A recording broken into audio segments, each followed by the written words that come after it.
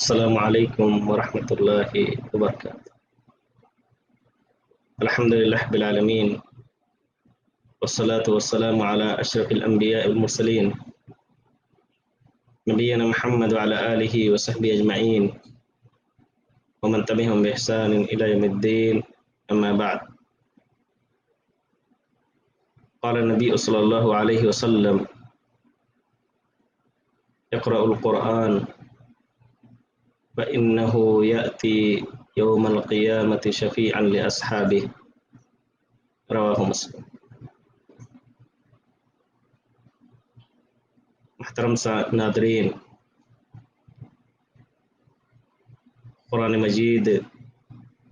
کی تلاوت کے تعلق سے اس کی اہمیت، اس کی فضیلت کے بارے میں کل کے درس میں بتلایا گیا تھا کہ کتنا اہم ہے قرآن کا سیکھنا، اس کا پڑھنا، اس کی تلاوت کرنا، اس کو سمجھ کر کے اس پر عمل کرنا۔ یہ بات کسی سے مخفی نہیں ہے، لیکن قرآن اگر ہم پڑھتے ہیں تو کیا ہمیں یہ پتہ ہے، کیا ہم اس چیز کو جانتے ہیں کہ قیامت کے دن، جس دن نفسی نفسی کا عالم ہوگا، اللہ تعالیٰ نے تو یہاں تک نقشہ کھینچا ہے قیامت کے دن کا کہ فَإِذَا جَاءَتِ الصَّاخَّةُ يَوْمَ يَفِرُّ الْمَرْءُ مِنْ أَخِيهِ وَأُمِّهِ وَأَبِيهِ وَصَاحِبَتِهِ وَبَنِيهِ لِكُلِّ امْرِئٍ مِّنْهُمْ يَوْمَئِذٍ شَأْنٌ يُغْنِيهِ۔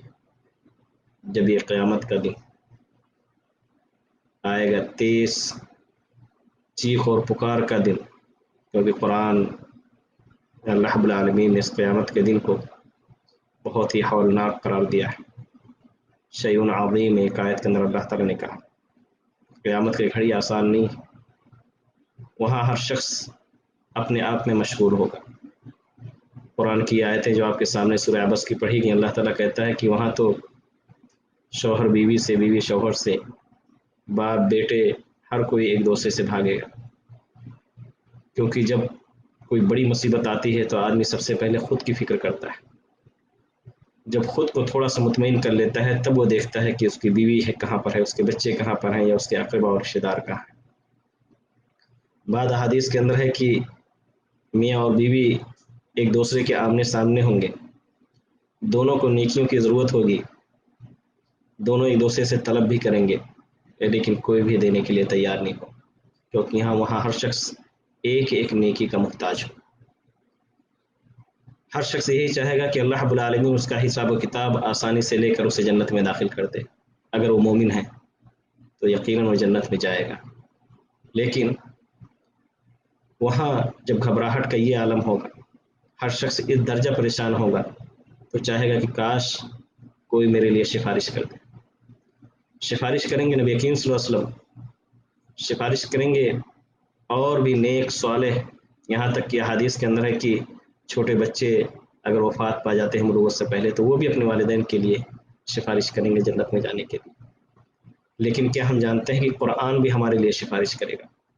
اللہ کے رسول صلی اللہ علیہ وسلم فرماتے ہیں کہ قرآن کی تلاوت کرو، کیونکہ قرآن اپنے پڑھنے والوں کے لیے قیامت کے دن سفارش کرے گا۔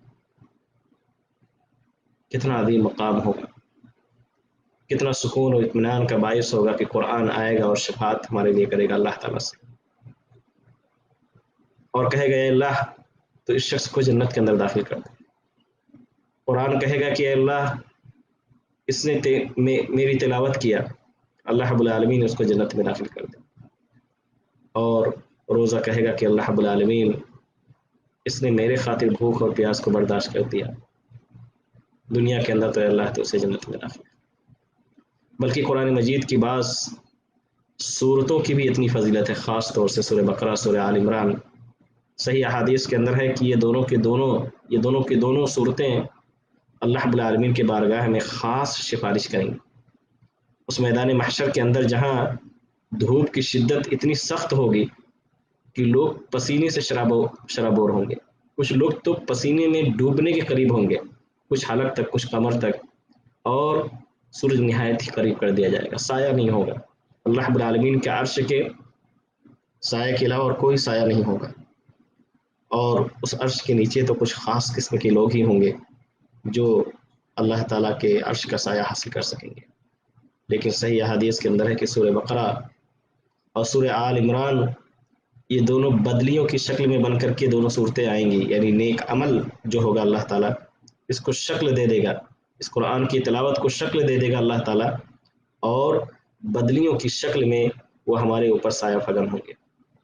بعض حدیث ہے کہ یہ دونوں صورتیں سورہ بقرہ اور سورہ آل عمران کی تلاوت کا جو عمل ہے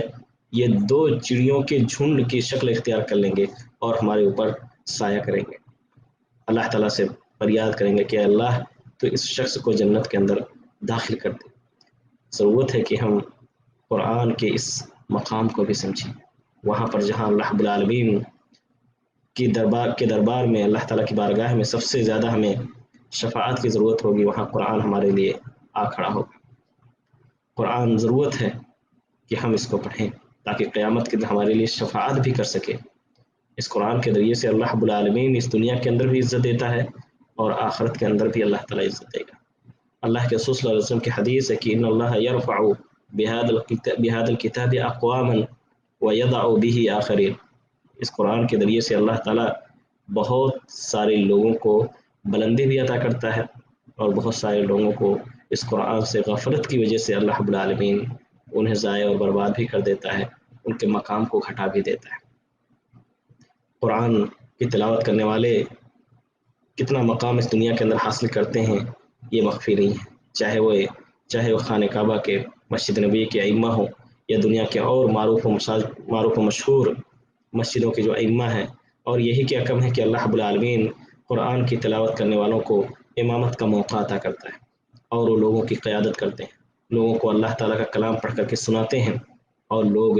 سننے والے بھی اجر و ثواب حاصل کرتے ہیں، اور پڑھنے والے کا تو کیا کہنا ہے۔ اللہ رب العالمین کے فرشتے ایسے لوگوں پر نازل ہوتے ہیں جو قرآن کی تلاوت کرتا ہے۔ اللہ کے رسول صلی اللہ علیہ وسلم کی حدیث ہے کہ جب لوگ بیٹھ کر کے قرآن پڑھتے ہیں، اللہ تعالیٰ کا ذکر کرتے ہیں، تو اللہ رب العالمین کے فرشتے نازل ہوتے ہیں، اللہ تعالیٰ کی رحمت، اللہ رب العالمین کا سکون اور اطمینان آسمان سے نازل ہوتا ہے۔ بلکہ ایک صحابی رسول ایک بار قرآن کے آیت کی تلاوت کر رہے تھے تو اللہ رب العالمین کی طرف سے سکونت اور اطمینان آسمان سے روئے زمین پر نازل ہونے لگا۔ بعض حدیث کے اندر بعض مفسرین نے کہا کہ وہ فرشتے تھے جو اللہ رب العالمین کے کلام کو سننے کے لیے آئے تھے، ان کا گھوڑا بھی دکنے لگا۔ پھر جب وہ نماز پڑھ کر کے فارغ ہوئے، اللہ کے رسول صلی اللہ علیہ وسلم نے اللہ کے رسول صلی اللہ علیہ وسلم کے پاس جا کر کے اس واقعے کو بیان کیا، تو آپ نے فرمایا کہ اللہ رب العالمین کی طرف سے سکینت تھی، اللہ رب العالمین کی طرف سے اطمینان اور سکون تھا جو تمہارے لیے آسمان سے نازل ہو رہا تھا۔ قرآن پڑھنے والوں کا مقام اللہ رب العالمین نے بہت ہی بلند کیا ہے۔ اللہ کے رسول صلی اللہ علیہ وسلم کے پاس حضرت جبرائیل علیہ السلام ہر رمضان کی ہر رات کے اندر آتے تھے اور قرآن بیٹھ کر کے پڑھتے تھے اور سناتے تھے۔ بلکہ ایک بار تو صحیح ہے کہ حدیث ہے، اللہ کے رسول صلی اللہ علیہ وسلم حضرت ابی بن کعب رضی اللہ تعالیٰ عنہ کے پاس آئے اور کہا کہ ابی بن کعب مجھے قرآن پڑھ کر کے سناؤ، تو وہ کہنے لگے کہ اللہ کے رسول صلی اللہ علیہ وسلم کیوں، آپ تو بہتر قرآن پڑھنا جانتے ہیں۔ تو اللہ کے رسول صلی اللہ علیہ وسلم نے فرمایا کہ اللہ رب العالمین کا حکم ہے۔ حضرت ابی بن کعب کہتے ہیں کہ اللہ کے رسول صلی اللہ علیہ وسلم کہ اللہ تعالیٰ نے میرا نام لے کر کے کہا ہے؟ اللہ کے رسول صلی اللہ علیہ وسلم نے فرمایا کہ ہاں، اللہ تعالیٰ نے آپ کا نام لے کر کے کہا کہ میں جاؤں آپ کے پاس اور آپ پر قرآن پیش کروں اور آپ میرے لیے قرآن کی تلاوت کریں۔ حضرت ابی بن کعب اس بات کو سن کر کے خوشی کے مارے رونے لگے۔ تو یہ اللہ رب العالمین کا مقام ہے، اللہ رب العالمین کے ہاں قرآن کی تلاوت کرنے والوں کا مقام ہے کہ جو قرآن پڑھتے ہیں بیٹھ کر کے ایک دوسرے کے ساتھ، اور ایک دوسرے کے ساتھ قرآن پڑھنے کی وجہ سے رغبت بھی، چاہت بھی بڑھ جاتی ہے۔ ہمیں ضرورت ہے کہ ہم گھروں کے اندر بھی قرآن کی مجلسیں قائم کریں، حلقات بنائیں، مسجدوں میں تو خاص طور سے رمضان کیا غیر رمضان ہر وقت ہمیں قرآن کی تعلیم کا بندوبست کرنا چاہیے، چاہے وہ فجر کے بعد ہو یا عصر کے بعد ہو، کیونکہ قرآن سے جب تک ہم جڑے رہیں گے تب تک اللہ رب العالمین ہمیں اس دنیا کے اندر بھی سربلندی عطا کرے گا۔ قرآن پڑھیں گے تب حقیقت میں ہم زندہ ہیں، اگر قرآن سے غافل ہیں تو ایسی زندگی کا فائدہ کیا ہے کہ اللہ رب العالمین کے قرآن کی آیتیں بھی نہ پڑھ سکے۔ بلکہ نبی کریم صلی اللہ علیہ وسلم کی ایک حدیث تو یہاں تک ہے کہ ان الذی لیس فی جوفہ شیء من القرآن کالبیت الخرب، کہ وہ جس شخص کے اندر پیٹ میں، یعنی جس شخص کے دل کے اندر جو ہے قرآن کی آیتیں نہیں ہیں، قرآن پڑھتا نہیں ہے، تو اس کا دل بالکل ویران گھر کے مانند ہے، ویران ہے بالکل، اللہ رب العالمین کی رحمت سے بھی دور ہے، اور گویا کہ وہ ویران بیابان زندگی گزار رہا ہے جنگلوں کے مانند، جہاں کوئی اس کو پوچھنے والا نہیں۔ اللہ کے رسول صلی اللہ علیہ وسلم کے صحابہ کرام کثرت سے قرآن مجید کی تلاوت کرتے تھے۔ حضرت عثمان بن عفان رضی اللہ تعالیٰ عنہ کہتے ہیں، جو مسلمانوں کے تیسرے خلیفہ ہیں، کہتے ہیں کہ لو ان قلوبنا طہرت ما شبعنا من کلام ربنا، اگر ہمارے دل جو ہے پاک ہوتے، پاکیزہ ہوتے، صاف ستھرا ہوتے، تو ہم کبھی بھی اپنے رب کے کلام سے آسودہ نہیں ہوتے۔ وَإِنِّي لَأَكْرَهُ أَن يَأْتِيَ عَلَيَّ يَوْمٌ لَا أَنظُرُ فِي الْمُصْحَفِ، اور مجھے یہ بات سخت ناپسند ہے کہ کوئی دن ایسا ہو جس میں قرآن نہ دیکھ سکوں۔ تو یہ صحابہ کرام تھے، صحابہ کرام ہی کیا، اللہ کے رسول صلی اللہ علیہ وسلم کے سنت پر عمل کرنے والے صحابہ کے بعد جو تابعین تھے، تبع تابعین تھے، ان کی حالت بھی ہم سے اور آپ سے کہیں مختلف تھی۔ ائمہ کرام جو تھے، امام حنیفہ رحمۃ اللہ علیہ کے بارے میں آتا ہے کہ جب رمضان کا مہینہ شروع ہوتا تھا تو وہ خود کو قرآن کے لیے فارغ کر لیتے تھے، یعنی سارے دروس، ساری چیزیں جو وہ انجام دیتے تھے، وہ ایک تاجر بھی تھے، ساری چیزوں کو چھوڑ چھاڑ کر کے قرآن کی تلاوت میں مشغول ہو جاتے تھے۔ امام مالک رحمۃ اللہ علیہ جو سالہ سال پورے سال مسجد نبوی کے اندر احادیث لوگوں کو سنایا کرتے تھے، لیکن جب رمضان کا مہینہ آتا تھا تو وہ سارے دروس کو بند کر کے صرف اور صرف قرآن کی تعلیم دیتے تھے اور قرآن کی تلاوت کرتے تھے۔ امام شافعی رحمۃ اللہ علیہ کے بارے میں آتا ہے کہ امام شافعی رحمۃ اللہ علیہ ہر رمضان کے مہینے میں 60 بار قرآن ختم کرتے تھے۔ امام قتادہ رحمہ اللہ کے بارے میں آتا ہے کہ جب رمضان وہ آتا تھا تو ہر 3 دن کے اندر ایک بار قرآن کو ختم کرتے تھے، اور جب آخری عشرہ شروع ہوتا تو ہر رات ایک بار قرآن ختم کیا کرتے تھے۔ اور یہ عمل اس حدیث کے منافی بھی نہیں ہے، اس حدیث کے خلاف بھی نہیں ہے جس کے اندر نبی کریم صلی اللہ علیہ وسلم نے 3 دن سے کم میں قرآن کی تلاوت سے منع کیا ہے، کیونکہ رمضان کا موقع جو ہے، رمضان کا مہینہ جو ہے وہ مختلف ہے، یہ عبادتوں کا مہینہ ہے، خیر و برکت کا مہینہ ہے۔ اللہ کے رسول صلی اللہ علیہ وسلم نے فرمایا کہ یا باغی الخیر اقبل، کہ اے خیر کے دشمن، خیر کی طرف آ جاؤ، واپس آ جاؤ، پلٹ جاؤ، نیکیاں کرو۔ تو اس مبارک مہینے کے اندر کثرت سے تلاوت قرآن کرنا چاہیے، کیونکہ یہ قرآن کا مہینہ ہے۔ قرآن کا مہینہ اگر ہے تو ضرور ہم قرآن سے اپنے آپ کو اس مبارک مہینے کے اندر جوڑیں، کیونکہ یہ قرآن قیامت کے دن اللہ تعالیٰ کی جنت تک لے کر کے ہمیں جائے گا۔ احادیث کے اندر ایک صحیح حدیث ہے اللہ کے رسول صلی اللہ علیہ وسلم سے، جسے امام ترمذی نے روایت کیا ہے، حضرت ابو ہریرہ رضی اللہ تعالیٰ عنہ سے، کہتے ہیں کہ قیامت کے دن قرآن آئے گا اور اللہ رب العالمین کے بارگاہ میں کہے گا اس شخص کے لیے جو اس قرآن کی تلاوت کرے گا کہ اللہ اس کو کرامت کا تاج پہنا دے، اللہ رب العالمین اسے پہنا دے گا۔ پھر قرآن کہے گا کہ اللہ اسے کرامت کا لباس بھی پہنا دے، یعنی مکمل لباس اس کا کرامت کا ہو، شرافت کا ہو، اور یہ جنتیوں کے لیے ہوگا خاص طور سے یہ لباس۔ تو پھر اللہ رب العالمین اسے کرامت کا لباس بھی پہنا دے گا۔ پھر قرآن کہے گا کہ اللہ تو اس سے راضی ہو جا۔ اللہ رب العالمین کی رضامندی جس کو حاصل ہو جائے اس کے لیے دنیا کیا آخرت کے اندر بھی کامیابی یقینی ہے۔ تو اللہ رب العالمین کہے گا کہ میں اس بندے سے راضی ہو گیا۔ پھر اللہ رب العالمین کی بارگاہ میں پھر قرآن کہے گا کہ اے اللہ اس شخص کو جنت پہنچا دے، تو اللہ رب العالمین کہے گا کہ چلو میں نے اس بندے کو جنت کے اندر داخل کر دیا۔ تو ضروری ہے یہ قرآن ہمیں جنت تک کھینچ کر کے لے کے جانے والا ہے، لیکن اگر ہم قرآن سے غافل رہے، غفلت کا ہم شکار رہے، تو قرآن ہمیں ہمارے خلاف بھی وہاں گواہی دے گا۔ اور اللہ کے رسول صلی اللہ علیہ وسلم کی حدیث بھی ہے، اللہ کے رسول صلی اللہ علیہ وسلم نے فرمایا کہ یہ قرآن یا تو تمہارے لیے حجت کا کام کرے گا یا تو تمہارے خلاف رہے گا، یعنی قرآن گواہی دے گا کہ اللہ یہ شخص دنیا کے اندر قرآن کی تلاوت نہیں کرتا تھا، جیسے عام طور سے ہمارے گھروں کا حال ہے کہ ہر گھر کے اندر قرآن موجود ہے، بلکہ کئی قرآن موجود ہیں لیکن کھلتے نہیں ہیں۔ اور ایک تو بہت مشہور اور پیاری وہ نظم بھی ہے جس کے اندر قرآن نے شکایت کیا ہے کہ طاقوں میں سجایا جاتا ہوں، یعنی